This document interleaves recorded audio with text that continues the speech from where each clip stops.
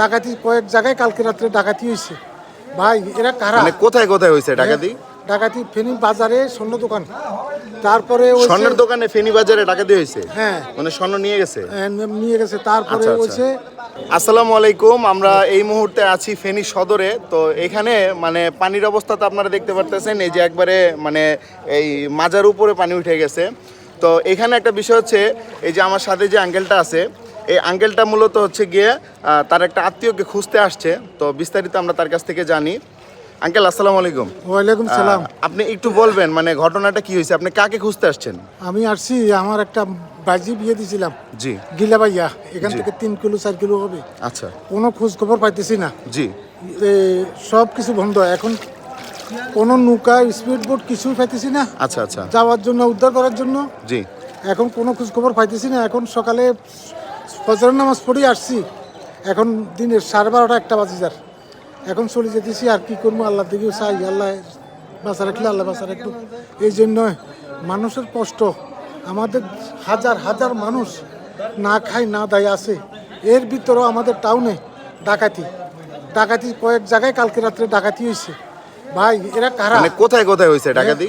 ডাকাতি ফেনী বাজারে স্বর্ণ দোকান, তারপরে স্বর্ণের দোকানে ফেনী বাজারে ডাকাতি হয়েছে। হ্যাঁ, মানে স্বর্ণ নিয়ে গেছে।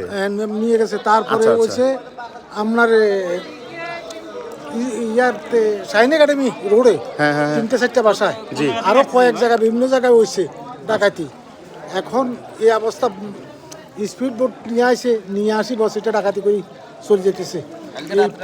মানে এখন এখানে গ্যাস বিষয়টা হচ্ছে কি আপনারা আসলে মানে এখানে যেহেতু এখানে বন্যা হচ্ছে, তো এখানে কিছু সুবিধাবাদী কিছু মানুষ আছে, এরা হচ্ছে এগুলো সুবিধা নিতেছে। তো এরা যদিও বা অনেকে বলতেছে যে ওনারা হচ্ছে ত্রাণ দিতে আসতেছে বা মানে মানুষকে হেল্প করতে আসতেছে। তো এই হেল্প করতে আসা মানুষগুলোর মধ্যেই কিছু মানে দুষ্টু চক্রিতের কিছু মানুষজন ঢুকে গেছে। তো সেই কারণে ওরা হচ্ছে কি আপনার বিভিন্নভাবে ডাকাতি করতেছে। বাধা হয়ে গেছে অনেক ঘর আছে, কিন্তু যেখানে ঘর থেকে মানুষ চলে গেছে আশ্রয় কেন্দ্রে, ঘরগুলো ফাঁকা পায়, ওই ঘরগুলোতে গিয়ে যা পায় তা আর কি নিয়ে আসে, এরকম নাকি? আমার একটা মেয়ের কথা চিন্তা কি করবো, হাজার হাজার মানুষের কথা দেখি। আজকে আমি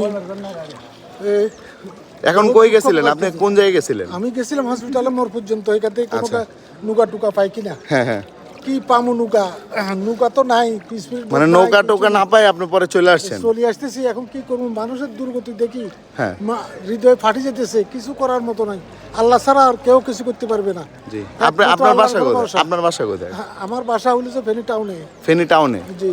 ওইখান থেকে পানি ভেঙে আসছেন এই আত্মীয়র খোঁজে, কিন্তু পরে আর ট্রলার মলার না পাওয়ার কারণে যেতে পারেননি। আচ্ছা, বিষয়টা হচ্ছে কি মানে এখানে যারা যাতায়াত করতেছে বিভিন্ন মানুষই কিন্তু আত্মীয় স্বজনের খোঁজে যাচ্ছে, বাট ওই পর্যন্ত যাওয়ার পরে ওই যে ওই মোচরটার নাম কি জানি আঙ্কেল, ওই যে হাসপাতালের মোড়ে। আচ্ছা, তো হাসপাতালের মোড় পর্যন্ত যাওয়ার পরে ওইখানে কিন্তু হচ্ছে কি আপনার ওই পরবর্তীতে স্পিড বোট অথবা লঞ্চ কোনো কিছু না পায়া বা ট্রলার কোনো কিছু না পায়, কিন্তু পরে সবাই আবার ফিরে আসতেছে, যাইতে পারতেছে না। আবার অসংখ্য মানুষ কিন্তু প্রায় হাজার হাজার মানুষ দাঁড়ায় আছে ওইখানে, যে মানে দাঁড়ায় রয়েছে যে হঠাৎ যদি কোনো একটা ট্রলার বা স্পিড বোট আসে তাহলে তো তারা যাইতে পারবে, এই হচ্ছে বিষয়। আর আপনারা যারা বিশেষ করে হচ্ছে ফেনীতে আসতে চাচ্ছেন, তো অনেকে হচ্ছে নৌকা স্পিড বোট আনতেছেন, আসলে এটা কিন্তু হচ্ছে চালানোটা খুব মানে টিপিক্যাল হয়ে গেছে। আসলে বিষয়টা হচ্ছে এখানে যে পানির যে স্রোত, ওইরকম পানির স্রোতও নেই, আর প্লাস হচ্ছে পানিও আস্তে আস্তে কমতেছে।